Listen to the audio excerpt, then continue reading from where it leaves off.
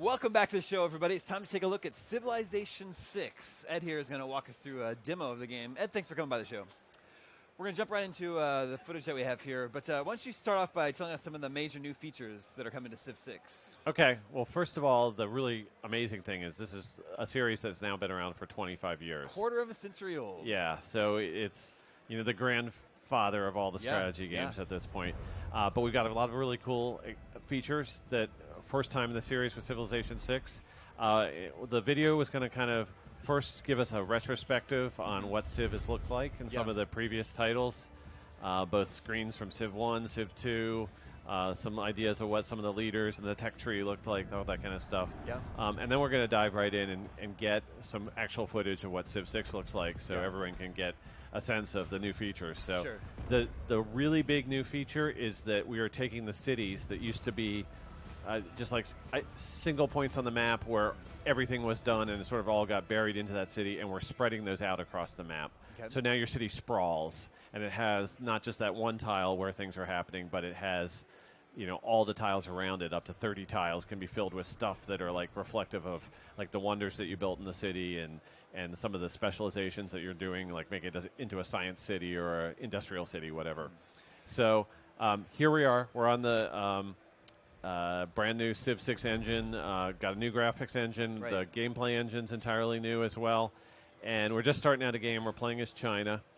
And they're just going to show you some of the simplest changes is that the worker unit that was always used to build improvements, and it took like 5 turns, 6 turns to build something. We've streamlined that, and that happens instantaneously now. He's got a number of charges. He uses those charges up. And when they's expended, you're going to go ahead and create a new builder to do the next bit of work. So we're seeing a little bit of that right now. The other cool thing that we have going on, the other big new feature, this Eureka system, that's a way that we've changed the tech tree. The tech tree's always been the backbone of a Civilization game. That's how you progress through the game. And with the tech tree in the past, it was always like, I'm going to pick something to research on, then I just have to wait. I just sit around. It's very passive. It's not very exciting. And we've made it much more something that you have to engage with, you want to get involved with. The more you do things with your units and your cities out in the world, you can like actively unlock a whole bunch of boosts that push you through the tech tree in a certain part of the game. So that's sort of what that Eureka moment's all about.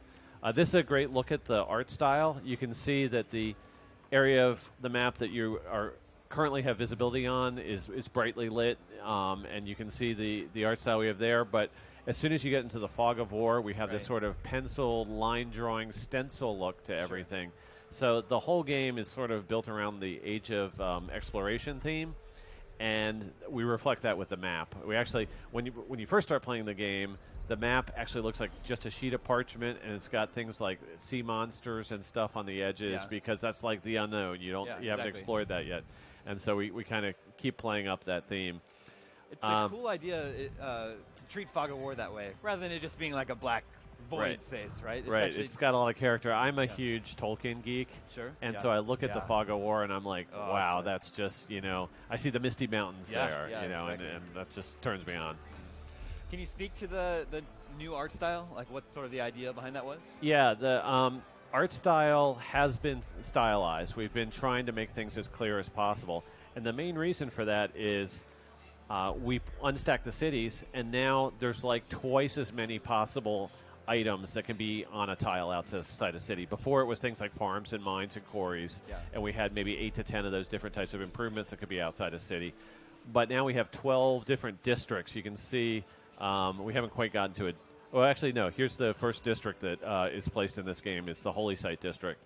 And so now you've got so many possibilities for what could be outside the city that there's a lot of visual recognition that you have to go through. And so we had to use color more. We had to be very clear about what level of upgrades are in a particular tile. And so I threw all that at the art team. I'm like, this is going to be the gameplay here. And it's a lot different from a previous Civ game. And I need an art style that's going to support that. Yeah. And they're like, well, we want to make it amazing and beautiful and have like a signature look to it.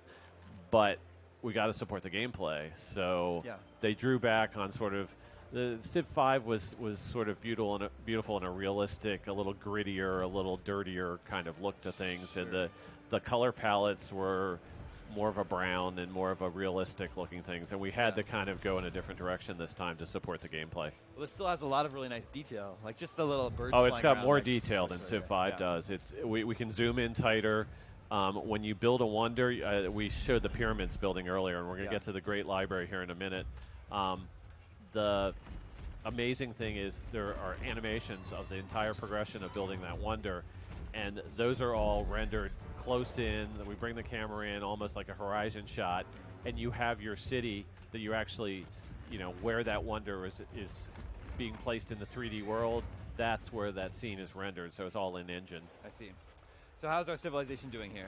Okay, well, we've got 2 cities. We have some barbarians harassing us. We built an encampment district so we could train up some troops, and we're going to take these barbarians out now. We can see a little bit of what combat looks like. We've got our knights and our pikemen on either side of the river here, and the barbarians aren't going to last for very long.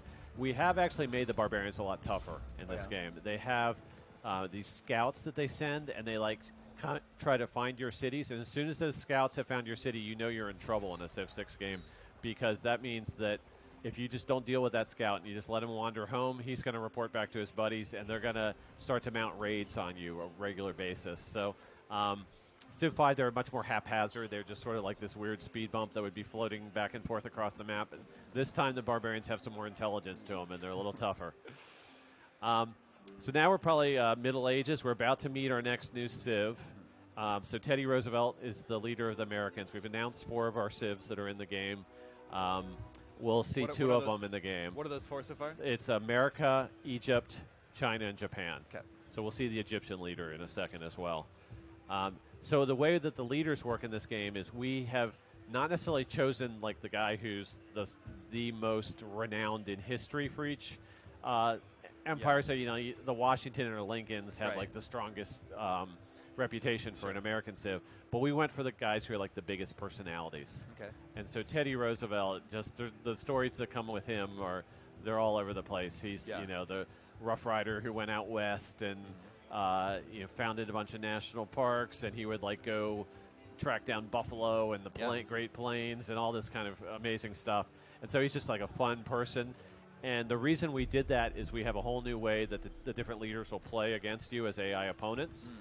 They are all set up so they each have a historical agenda that's based on what they did in real life during their reign over their empire. Yeah. So Teddy, the example on that is he has this sort of extension of the Monroe Doctrine was what he called the big stick policy, which means he's always going to have a really strong military. Okay. And he may not use it, but he's going to have that around, and if you start messing with him, he's going to wave that big stick in your face. Well, that's the whole point, right? You want to have it, but you don't want to use it. Right. And so here's the Great Library being built. One of the new things about the art style is we have a time of day system. So you were about to see this city here go through the progression from day into night. All the buildings light up. We've got illumination. That's the first time we've ever had that in a Civ game. Nice. So players have options. Obviously, it's a little tougher to play the game in a nighttime setting. It's a little harder to read the terrain and stuff like that. But what we have is an option so you can turn that on just to look at your cities temporarily. You can have it cycle through it slowly, there's no jarring transitions. Yeah. In the video here, we're showing pretty striking, quick transitions, just because we want to give the illusion of you're going all the way through a game in 8 minutes here. Yeah, exactly. Yeah, I like the big fish that are swimming in the ocean. I don't know if they're sharks or dolphins or whatever. They're circling the boats over there. Yeah. We really have nice there are whales, there's fish, there's several different resources out in the ocean. Yeah. Okay, now we're going to see a little bit of combat. Here we're about to meet the Egyptian leader, and it's Cleopatra back again. Okay. She wasn't in Civ 5, but she's been in several other versions of Civilization before, and her army's coming after our city. And the key thing is now that we've unstacked the city and you have all this stuff outside of it, when an invasion force comes, in the previous games you just had to worry about defending your city. They could maybe do a little bit of damage to you, pillaging your farms and stuff like that, but it wasn't a big concern. You could kind of hunker down inside your city and hold them off. Now, if you hunker down inside the city, you're losing your science district, your religious district. All these things are getting ripped up by the invader. So it's tougher to figure out how you're going to defend your homeland. Yeah. It also is cool when you're going to invade an enemy city. Is you can look over his empire. You can say, okay, he's got 3 or 4 cities on my border. Which one do I go after first? I can try to decide. Aha, there's his industrial base. Yeah. So take that city down first. That's really going to help me win the war over this guy. Well, it looks like our army's doing a pretty good job. Yeah, they kind of set it up. Yeah, we're not going to lose, in the demo video. Yeah, that's true. But we're getting to some of the cooler, more modern units now. We've got some tanks that are rolling over the Egyptian forces. We've got artillery and so forth.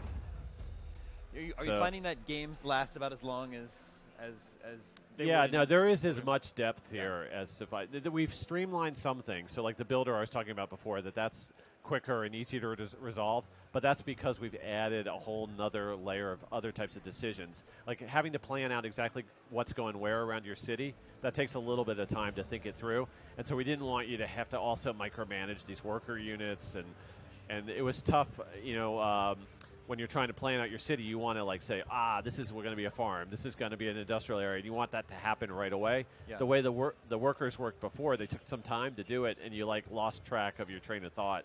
And so we sort of set it up so you can plan out your city as effectively as possible now.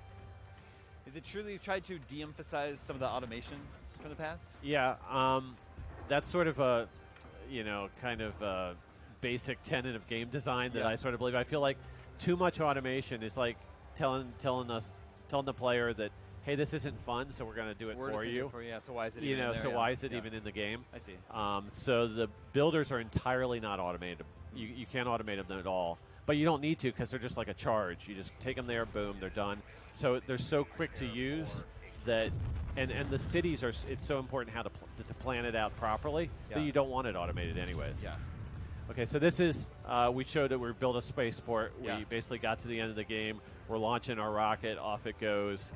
And that's sort of kind of, one of the ways you win Civ games. Civ games always have multiple victory paths, and science is still one of them, but we've got... If you can achieve liftoff, yes, then that will get you through. It's doing pretty well. Yep. Ed, thank you so much for coming by the show. Civilization 6 is coming out when? October 21st. On PC. On PC, October 21st, 2016. Cool. Thank you so much for coming by. Okay. Stay tuned. More games to show you from day 2 of the E3 show floor being open here at IGN.